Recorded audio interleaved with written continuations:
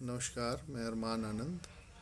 MUFIP 20 के तहत मेरे सेमिनार प्रेजेंटेशन का विषय है, मेरे माँ के पास बस एक आँख थी।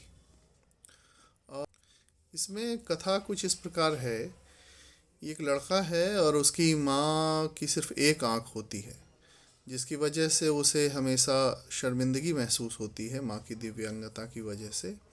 और उसकी माँ उसे छोड़ने जब स्कूल आती है तो वह यह सोचकर बहुत परेशान होता है कि मेरे मित्र क्या कहेंगे।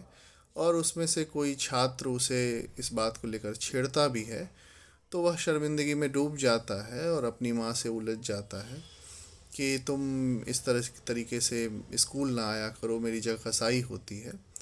और उसकी माँ इन बातों से बहुत परेशान होती है और प्रयास करती है कि उसके स्कूल ना आए। और कुछ दिनों बाद वह लड़का पढ़ता है, लिखता है और व्यापार के सिलसिले में जब व्यवस्थित होता है अपने जीवन में, तो व्यापार के सिलसिले में बाहर चला जाता है। और स्कूल का पुनर्मिलन समारोह होता है जिसमें वह लड़का फिर से वापस आता है। और इस बीच में उसकी माँ से उसका कोई इंटरेक्शन नहीं होता, उसकी कोई बातचीत नहीं होती है। और वह जब स्कूल आता है तो उसे याद आता है अपना घर, अपनी झोपड़ी और अपनी माँ। वह जाता है अपनी झोपड़ी देखने, लोगों से पूछता है तो उसने वो लोग बताते हैं, उसके गांव के लोग, तब तो तुम्हारा घर रहा नहीं, तुम्हारी माँ भी नहीं रही। और जब झोपड़ी के पास, अपने घर के पास जाता है तो देखता है कि झोपड़ी नष्ट हो चुकी है और उसकी माँ उस दुनिया में नहीं है। उसे माँ का एक पत्र मिलता है। उस पत्र में उसकी माँ कहती है कि बचपन में तुम्हारा एक्सीडेंट हो गया था मेरे बेटे, और तुम्हारी एक आँख चली गई थी। मेरी जिस आँख से तुम्हें, मेरे जिस आँख के ना होने से तुम्हें दिक्कत है और जिसके कारण तुम्हें मुझसे नफ़रत है, अब वह आँख मैंने तुम्हें दे दी। और इसलिए दे दी कि मैं नहीं चाहती थी कि मेरा बेटा इस दुनिया को एक आंख से देखे और लोग उसकी उस कुरूपता का मजाक उड़ाएं। और यह कहानी बेहद मार्मिक है, और जितनी मार्मिक है उतनी ही शिक्षाप्रद भी है। कहते हैं दुनिया में सबसे सुंदर जो संबंध होता है वह और माँ और बेटे का ही संबंध होता है। इससे ज़्यादा मजबूत दुनिया का कोई दूसरा संबंध नहीं होता, जिसमें माँ अपने बेटे के लिए, अपने बच्चों के लिए, अपने बेटे बेटी के लिए सब कुछ कर गुजरना चाहती है।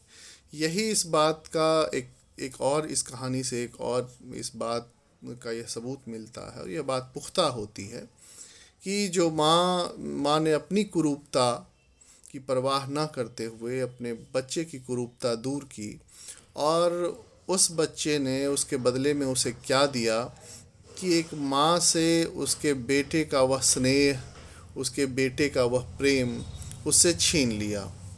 वह सिर्फ अपनी माँ के एक आँख ना होने की वजह से उससे दूर चला जाता है, माँ का चेहरा भी नहीं देखना चाहता। पहली बात तो यह आती है कि सबसे पहले समाज में जो यह कहानी एक इस मौजू को उठाती, एक बात को उठाती है कि दिव्यांगता को लेकर के जो समाज में जो मानसिक स्थिति लोगों की है कि लोग दिव्यांग लोगों से दूरी बना लेते हैं। किसी के पास कोई अंग नहीं है, इस कारण समाज में उसकी महत्ता घट जाती है। तो यह एक बुरी बात है, और यह समाज के द्वारा बनाई गई मानसिकता है जिसका असर उसके बेटे पर भी होता है। और वह अपनी माँ तक को नहीं पसंद करता, जिसने अपनी कोख से उसे जन्म दिया, जिसने अपने 9 महीने अपने पेट में उसे रखा, गर्भावस्था के सारे दर्द सहे, उसे जन्म देने का जो पूरी प्रक्रिया है सृजन की, उसे उसे समझा और सहा, अपनी एक आँख दे दी, और फिर भी उस बेटे ने उस माँ के त्याग को नहीं समझा। इसकी सिर्फ एक वजह यह है कि यह दुनिया दिव्यांग लोगों से नफ़रत करती है, उसे अपने सामान्य जनजीवन और सामान्य समाज का हिस्सा नहीं मानती है।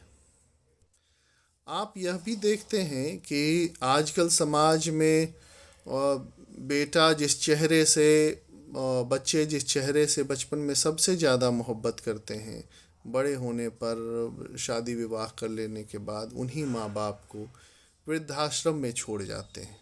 यह एक दूसरी बड़ी समस्या है इस समाज की, जिसमें जिनके पालन पोषण की वजह से, जिनके होने की वजह से एक व्यक्ति समाज में आता है, एक व्यक्ति इस दुनिया में आता है, वह अपने अस्तित्व के मजबूत होते ही अपने ही माता पिता, अपने ही पालनहार को सिर्फ इसलिए छोड़ देता है कि वह अशक्त है।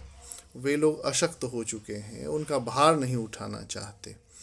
और जब खुद अशक्त होता है बच्चा, तब उन्हीं माँ बाप के भरोसे वह पलता है और इस समाज में एक जगह को प्राप्त करता है। तो दो सीधे सीधे हमें जो दो शिक्षाएं मिलती हैं कि एक, कुरूपता का संबंध जो है वह शारीरिक नहीं होना चाहिए। कुरूपता का संबंध रूप से नहीं होना चाहिए, चरित्र से होना चाहिए। वह व्यक्ति कुरूप है जिसने अपने संबंधों का निर्वाह नहीं किया। वह व्यक्ति कुरूप है जिसने अपने ऊपर जो, उसके ऊपर जो एक जिम्मेदारी थी उसका निर्वहन नहीं किया।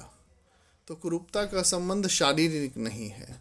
दूसरा कि माता पिता जब अशक्त हो जाते हैं, माता पिता जब उस योग्य नहीं रहते कि हमारा पालन पोषण कर सकें या हमारे जीवन में सहयोगी बनकर खड़े रहें, जब उन्हें हमारी सबसे ज़्यादा ज़रूरत होती है तो हम उन्हें छोड़ देते हैं, यह सबसे ज़्यादा एक गलत बात है।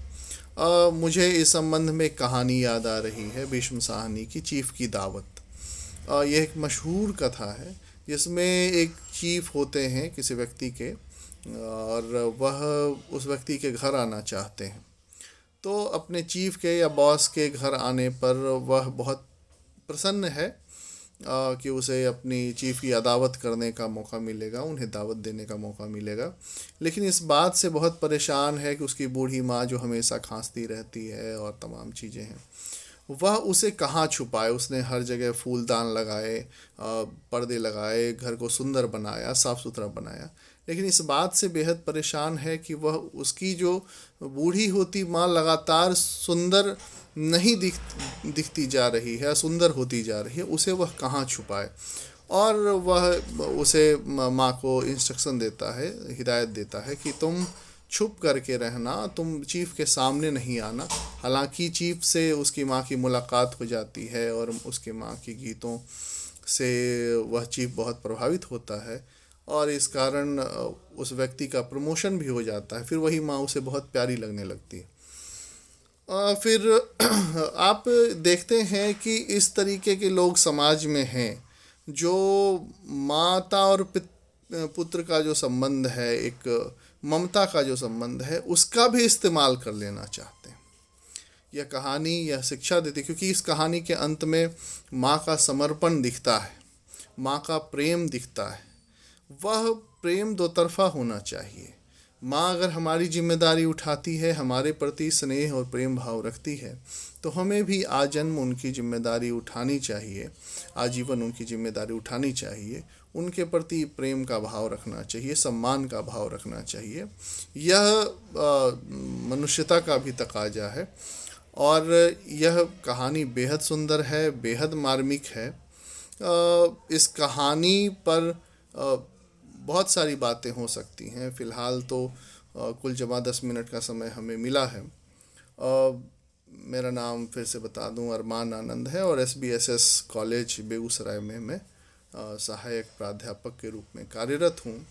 FIP20 AMU द्वारा जो संचालित कार्यक्रम है उसका हिस्सा हूं। मुझे आप सब ने अपनी बात रखने का मौका दिया, इसके लिए बहुत धन्यवाद। कार्यक्रम बहुत बेहतर चल रहा है और इस कार्यक्रम की सफलता के लिए मैं शुभकामनाएं देता हूं। धन्यवाद।